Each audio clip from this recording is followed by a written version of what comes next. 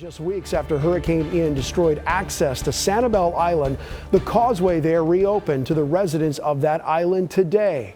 And before today, the only way to get on and off the island was by boat. Our Kylie McGivern made the trip with a woman to see what is left of her home and one of the most unique islands in the country.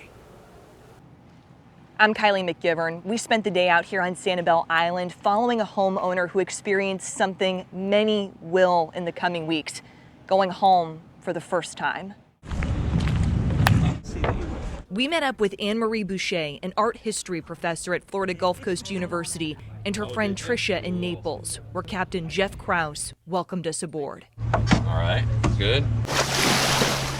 The hour-long ride, closing the gap between the thoughts Boucher had tried to keep at bay and the reality of returning to whatever home she had left.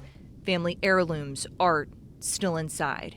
I lay in bed and I was dreading getting into the house because I know it's going to be a shock. I woke up and I was shivering thinking about it. But it is what it is, and there's people who are worse off, and I keep trying to remember that. There's people that are worse off. We slowed coming up on Fort Myers Beach, one of the hardest hit areas. This is the Lani Kai Hotel. Obviously, everything to the left of it is just a pile of rubble now. The human mind's an interesting thing. It'll block out really bad so you can deal with it, right?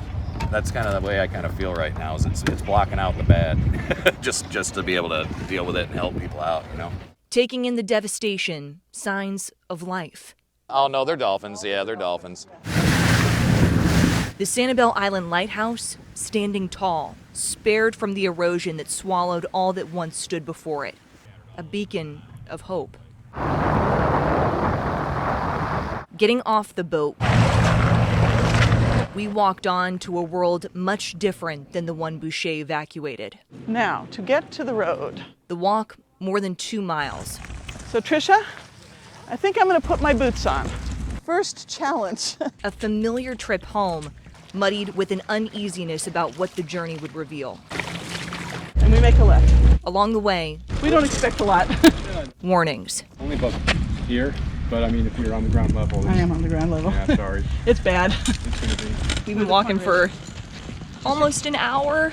Then, at the entrance to Boucher's neighborhood, Gumbo Limbo, Everything was wiped out by the hurricane, and it's 2 weeks later, and it's already starting to grow again.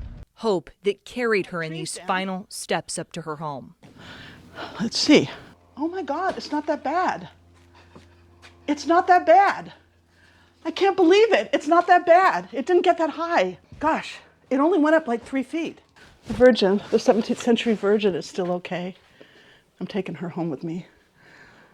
Oh, it could have been so much worse. It could have been so much worse. I feel like I have to thank God for this. This is really an amazing, this is fixable.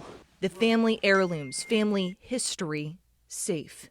Oh, they're clean. The back is clean. This is my father's great-grandfather, I guess. So these paintings date from, middle of the 19th century. And this one is my father's grandmother. Her father's safe.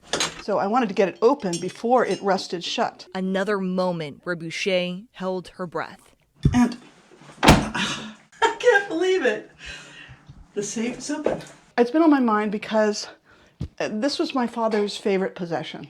It was his father's office safe. I'm feeling optimistic. I mean, I know this community is very resilient. I know it's going to come back. I was going to retire at the end of this year, but I can keep working, which is a blessing. Making our way back to the boat, pulling away from land, away from the lighthouse. A smile lights up Boucher's face. Off the coast of Sanibel Island with photojournalist Randy Wright, I'm Kylie McGivern.